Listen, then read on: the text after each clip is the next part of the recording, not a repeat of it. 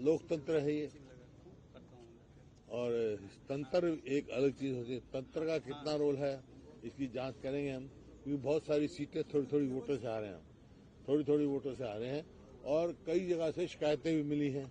कहीं बैटरी की शिकायत मिली है, कोई मिली है, और जिस प्रकार से लोडिंग हुई है, मतलब डिले वो हुई है, उसके हिसाब से भी है। लेकिन नहीं आओ, वो हमारे जो है AICC वाले इलेक्शन कमीशन मिलेंगे, सारी बात कहेंगे, लेकिन इसमें कोई दो राय नहीं। आश्चर्यचकित हुई। क्या बड़ा कारण मानते हैं?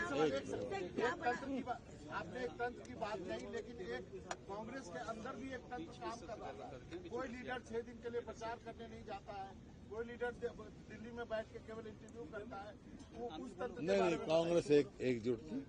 ये तो आप लोगों की बात कहानी थी। अब बीजेपी का तो आप देख रहे नहीं, विद साहब कहीं घर से नहीं निकले, रामविलास जी शर्मा जी टिकट काट दी गई थी, वो तो अलग बात है। देखो, कोई भी प्रजातांत्रिक पार्टी होगी, लोकतांत्रिक पार्टी होगी, मतभेद स्वाभाविक हो सकते हैं, लेकिन मनभेद किसी का नहीं था। साहब, कुमारी शैलजा ने आज सवाल उठाया है कि प्रॉपर कोऑर्डिनेशन नहीं था, तालमेल नहीं रखा गया था प्रॉपर। कुमारी शैलजा ने कहा है कोऑर्डिनेशन रखना किसका काम है?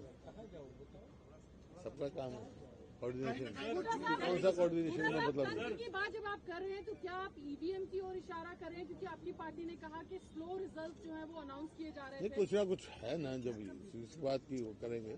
शिकायतें मिली हैं हमारे को कि भाई बैटरी की कहीं 99% बैटरी थी, कहीं 70% थी, सबकी शिकायतें उम्मीदवारों ने दी हैं, तो सारी हम उनका करेंगे। बड़े साहब, एक जो बात कही जा रही है एनालिसिस के तौर पे कि जो जाट और नॉन जाट में ये चुनाव बट गया और नॉन जाट वोटों का कंसोलिडेशन, पोलराइजेशन हुआ बीजेपी के पक्ष में, इस पर आप ऐसा कुछ नहीं है। ये आप लोग यहाँ कोई जात पात का नहीं, कांग्रेस की राजनीति है, कांग्रेस की स्पष्ट नीति है, न जात पे न हाथ पे मौल लगेगी हाथ।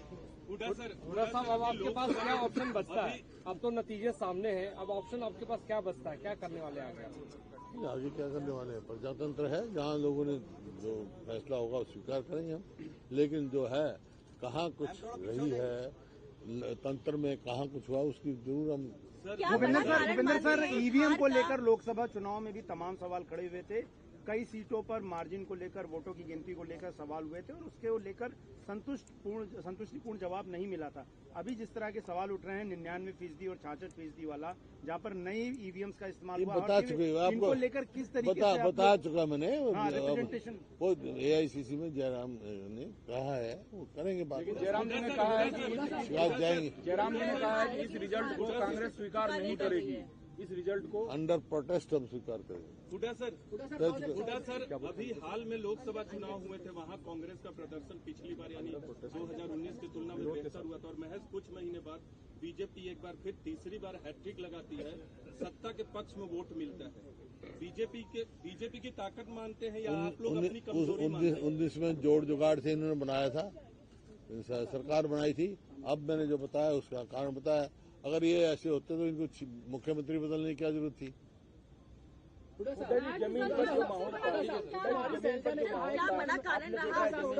जमीनी माहौल था, बिल्कुल बदलाव के पक्ष में था। वही मैं कह रहा हूँ, आश्चर्यचकित हुए। हुड्डा साहब, कुमारी शैलजा ने कहा है कि जो जिम्मेवार लोग हैं हार के लिए, उनके खिलाफ कार्रवाई होनी चाहिए। होनी चाहिए। कौन लोग? पार्टी जांच करेगी। आपको लगता है कोई है हार का जिम्मेवार? मेरे को क्या पता। कोई अगर किसी को होगा शिकायत तो पार्टी भी जाएगी, कमेटी बनेगी पार्टी की, पूरी होता है। इसमें तो एक प्रथा है पार्टी। हुड्डा साहब, ये तीसरा चुनाव है जो देखा गया है कि छत्तीसगढ़, मध्य प्रदेश और हरियाणा जीती हुई बाजी आपके हाथ से, कांग्रेस के हाथ से निकल जाती है। क्या आपको क्या लगता है कि इसका अध्ययन होना चाहिए? क्या ये आप लोग भी अध्ययन करो इसका।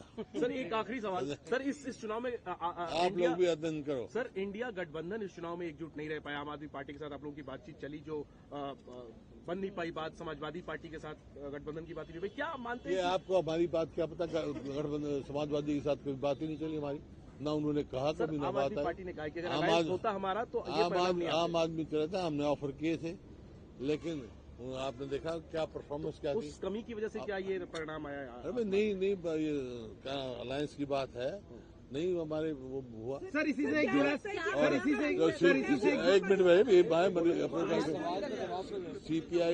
सीपीएम ने मांगी सीट हमने दे दी। अगर आम आदमी पार्टी भी अपने उसके हिसाब से मांगती जो ड्यू था उसका हम जरूर देते। हमने तो ऑफर किया था बस हो आवाज पद मानते हैं आप इस हार का कि आपने तमाम मुद्दे उठाए लेकिन उसके बावजूद आप लोगों की हार हुई है और आपने 10 साल बीजेपी की एंटी इनकम्बेंसी का हवाला बार बार दिया। क्या बड़ा कारण लगता है आपको इस हार का इस चुनाव में? बता दो दिया आप।